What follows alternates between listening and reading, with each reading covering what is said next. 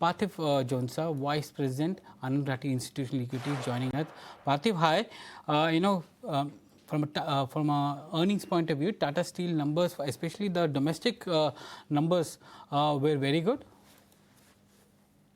Yes, if you see the entire overall Tata Steel numbers, whether you talk about standalone, console, or even for that matter, European operations, all the three numbers were very well, in line with our estimates. We had expected, the console EBITDA to be about 9,100 odd crores, and the numbers are similar to the numbers what we had actually expected, around 9,250 odd crores. If you see your domestic realizations for Tata Steel was up almost about say 9,000 rupees plus. Your EBITDA per ton, surged almost towards that 17 and a half, 18,000 mark. And that was purely supported by the higher, realizations, better volumes and techno-economic parameters on a standalone level. If you see UK operations, the losses has actually come off to a great extent. What the management recently guided in today's call was that by the time you go to second half of the year, you can see an even better number from UK, supported by the improvement in the pricing. Also, for the quarter two, the management has guided for a better realization as far as UK and Netherlands is concerned, with of course about 1,500 odd rupees of a reduction in realization in standalone. But that is a known fact, right? Every single tier one mill, and all the four has actually come out with the result now, has guided a similar kind of a reduction because of the recent drop in your long steel prices, particularly your long steel prices, basically. So the numbers I would say were very well in line. The commentary was very robust, whether it be Capex or whether it be the quarter two or the a couple of months going forward. Parthiv, what was surprising for me was the realization, which is EBITDA per ton for Tata Steel, and this is despite the fact that coking coal prices were going up. There was a pressure on raw material coming in as well. It was able to get that. Do you think it's an internal efficiency that pushed up the realization, because there was a headwind from raw material point of view? See, realization and raw material are very different aspect. All right. Now, raw material somewhere drives the prices of steel, but realization is a very different aspect. Realization for companies like Tata, or even for the other three companies which are listed, right, the tier one mills, the realization is not 1:1 with your HRC or 1:1 with your long steel prices.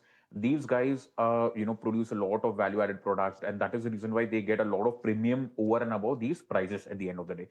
If you see your HRC and your rebar in last quarter, particularly around April month, they had surpassed about 60,000 level. Thereafter, the rebar definitely came down. It was down almost about 20% from the high. But however, if you see in last 1 month, the reduction of rebar is not as in the long product is not as bad as what it looks on the face of it, right? The reduction is about 1,500, 2,000. And however, in the recent couple of days, the price have again started going up. There, you have formed a bottom. There was a lot of inventory in the system which has started again moving out. There is a good order book from your infra and construction sector. That is why if you see the prices of long products have has gone up. They are up about good 1,000, 1,500 in last couple of days. If you see now flat steel, the flat steel prices have not come off as bad as long steel, whether it be May end or June. They are down from say 60,100 odd level to say about today 57, 58. When we also speak to our channel check, we also when we speak to our vendor level across all the companies, across all the different walks of utilization of steel, what we feel that these prices are sustainable at the end of the day. So the things are not as bad as it looks. The prices are sustained and will hover around the similar level, and that is the reason why you saw good realization in quarter one. The drop of over 1,500, 2,000 is a known fact for quarter two. But again, once you start moving away from monsoon quarter to say quarter three, and especially post Diwali, the price again starts picking up. And do you see demand sustaining at this point in time? And because the mix is now more towards premium and high-end value products, do you see the demand is sustaining there? Absolutely. If you see globally, all the larger mills, right, they are moving more towards value added because that is where your juice is there at the end of the day, right? Just selling a commodity, a commoditized regular HRC or a rebar will not fetch you the kind of EBITDA won't fetch you the operating margins what it fetches you when you start selling value added. So these all are high approval, high margin, high entry barrier product, right? And every company has a specialty. Uh, Tata would have a specialty in auto. Jindal Steel has a specialty, say in rails and metro rail, rakes and all. So every company has a certain specialty, and that is where they are cashing in. Okay, so the higher the value added, better the realization. As far as demand, definitely, if you see it, our domestic demand has been growing at about 7 to 8%, and that is what has been guided from day one of April, right? We are expected to grow about that 8.5, 9% this year, and these four mills would be the biggest beneficiaries out of it. And the growth or the demand growth is not only expected to be for this year. Even we will keep on growing our demand year on year. uh, between JSW, Tata Steel, and Jindal, how do you see the performance of these companies? Which performed much better? So against our preview, if I want to compare, JSW was a beat. The other, whether it be Steel Authority, Jindal Steel, or Tata, they all three of these were more or less in line with our estimate, right? As far as your quarter two commentary is concerned, all the four has given out a very similar kind of commentary for Indian operation at the end of the day. What I liked about Tata, or even for that matter, companies like Jindal Steel, is that the recent change in the management of Jindal Steel that there gives a certain confidence over and above what you are already building in, right? That's something on the base of it, right? Companies like Tata Steel now, when management says, okay, when you start moving to second half, your European, especially your UK operations, which has been bleeding, but the intensity of losses has been coming off. It's expected to do much better in second half. So that gives a lot of comfort at the end of the day. Companies like JSW, they are always talking about growth from capacity expansion, value added product, and they have been doing that at the end of the day.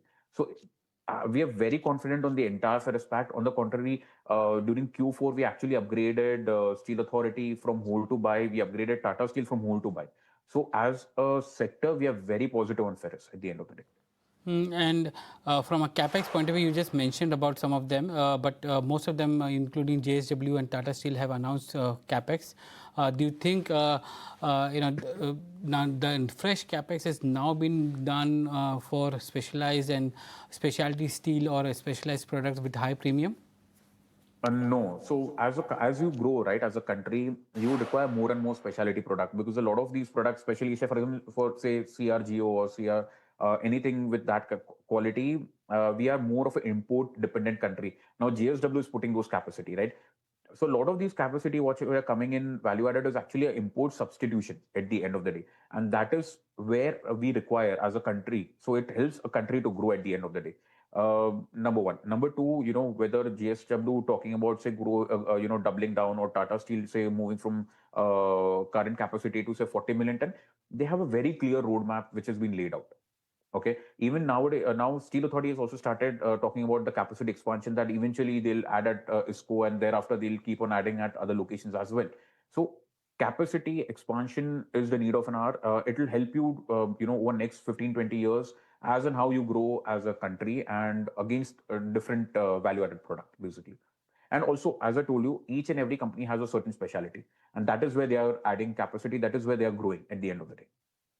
Thanks, Parthiv, for that perspective. That was Parthiv Jhonsa from giving us a perspective on the entire steel, and especially after the Tata Steel numbers which came in there.